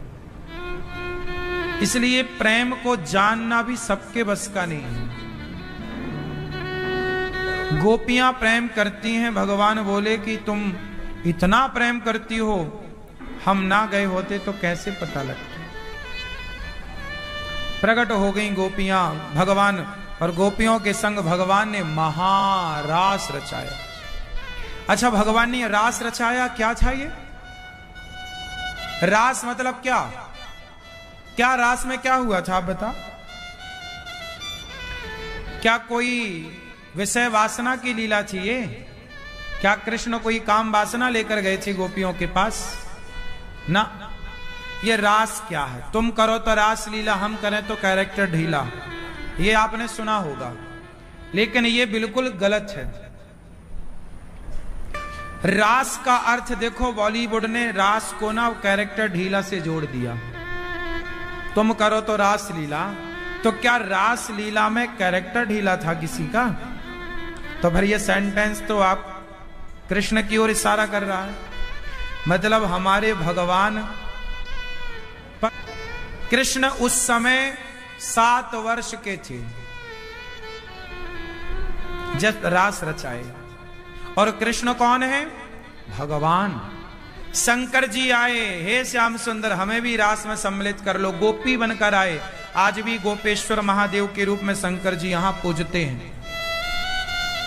अब बताओ, जिस रास में शंकर जी आ रहे हो, वो शंकर जी जिन्होंने कामदेव को जलाकर भस्म कर दिया तीसरी आंख से, अब वो शंकर जी इस रास में क्यों आ रहे हैं? कोई काम वासना की लीला होती तो कामदेव को जलाने वाले शंकर जी क्यों आते? अरे ये तो कृष्ण भगवान है, और ये भक्त और भगवान का मिलन हो रहा है, जिसे रास कहा जाता है। ये भक्त और भगवान का क्या है? मिलन है। रास मतलब भक्त और भगवान का मिलन। क्या है? बोलो, मिलन है। इसमें कोई कैरेक्टर ढीला, भगवान श्री कृष्ण का भी क्या चरित्र बिगड़ सकता है? बोलो। अरे वो भगवान है, और गोपियां उन्हें अपने पति के रूप में भजती हैं। वहां तो शंकर जी भी आए, नारद जी भी आए, सब आए थे, पर गोपी बनकर आए थे। गोपी एक भाव था, वहां आओगे तो गोपी बनकर, गोपी भाव में आए। इसलिए गोपी जो हैं ये कोई स्त्रियां नहीं, सामान्य स्त्रियां नहीं, ये वेद की ऋचाएं हैं, कोई सामान्य स्त्रियां नहीं हैं। तो भगवान ने जो रास रचाए हैं वो क्या था? एक लीला है। समझ में आई? चरित्रवान है भगवान। कोई लोग कहते हैं कि भगवान इतने सारे ब्याह क्यों किए? अरे भाई ये बताओ, मीराबाई ने कृष्ण को पति के रूप में चाहा, क्या मीरा गलत थी? उत्तर दो। जो भगवान को जिस रूप में चाहेगा, भगवान उसी रूप में तो मिलेंगे, हाँ या ना? आप पति के रूप में चाहोगे तो वो पति के रूप में मिलेंगे, आप बहन के रूप में, भाई के रूप में चाहोगे तो वो भाई के रूप में मिलेंगे, पिता के रूप में चाहोगे पिता के रूप में मिलेंगे, भगवान के रूप में चाहोगे भगवान के रूप में मिलेंगे। तो गोपियों ने पति के रूप में चाहा ही उनको पति के रूप में, तो भगवान उन्हें पति के रूप में मिल गए। भाई जागी रही भावना जैसी। भगवान तो सबको मिलते हैं। ये बताओ कि आपका भाव क्या है, आप किस भाव से मिलना चाहते हैं? मीराबाई का क्या भाव था कि ये मेरे पति हैं, था कि नहीं? और मीरा जैसी ना जाने कितनी स्त्रियां होंगी। मीरा तो जगत के सामने आई, दुनिया में तो कुछ ना आई होंगी सामने, पर कृष्ण से पति का भाव होगा। तो भगवान उन्हीं सबको गोपी के रूप में द्वापर में प्रकट करते हैं, गोपियों के रूप में, और फिर उनके संग रास रचा करके उनको उनके जन्म जन्म की कामना को पूरा करते हैं। और उसमें भी कोई भोग विलास नहीं है। अच्छा ये बताओ, आपके अंदर काम वासना है, माना कि आपके अंदर काम वासना है, और तभी आपकी माता सामने आ जाए, आपकी मां, तो काम वासना बढ़ेगा या घट जाएगी? इच्छा वासना खत्म हो जाएगी कि बढ़ जाएगी? मां को देखकर क्या होगा? जोर से, जोर से जीरो हो जाएगी। सोचो कि मां के आगे कोई वासना टिकती है क्या? बोलो, बाप आ जाए तुम्हारा तो टिकती है क्या?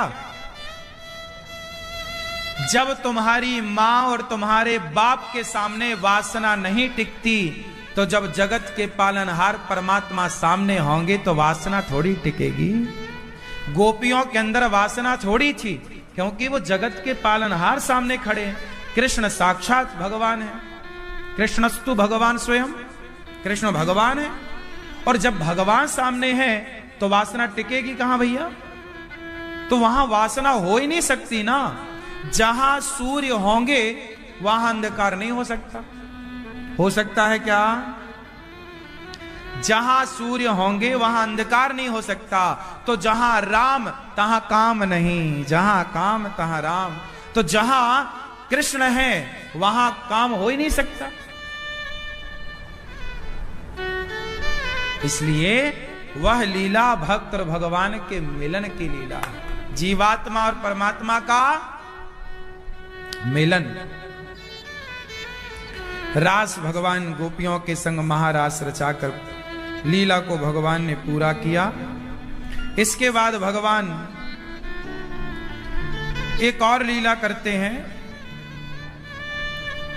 रास लीला के बाद जब भगवान का रास अखंड लीला है, यह सुदर्शन शंखचूड़ नाम के दैत्य का उद्धार हुआ, अरिष्टासुर को मारा, केसी और व्योमासुर को भगवान ने मारा, और भगवान को लेने अक्रूर जी मथुरा से आए, कंस ने भेजा। 2 दिन का कह के भगवान मथुरा से चले गए, वृंदावन से मथुरा। मथुरा में जाके भगवान ने कंस के मथुरा में पहुंच करके वहां भगवान ने धोबी पर कृपा की, दर्जी सुदामा नाम के माली पर दर्जी पर कृपा की, और कुब्जा की कुबड़ चंदन लिया भगवान ने और कुब्जा की कुबड़ ठीक कर दी। इतना सा लेकर इतना सा चंदन लिया भगवान ने। कुब्जा ने भगवान को चंदन दिया। अरे सुंदरी कहाँ जा रही हो? वो कंस को चंदन लगाती। भगवान ने कहा आज मुझे लगा दो।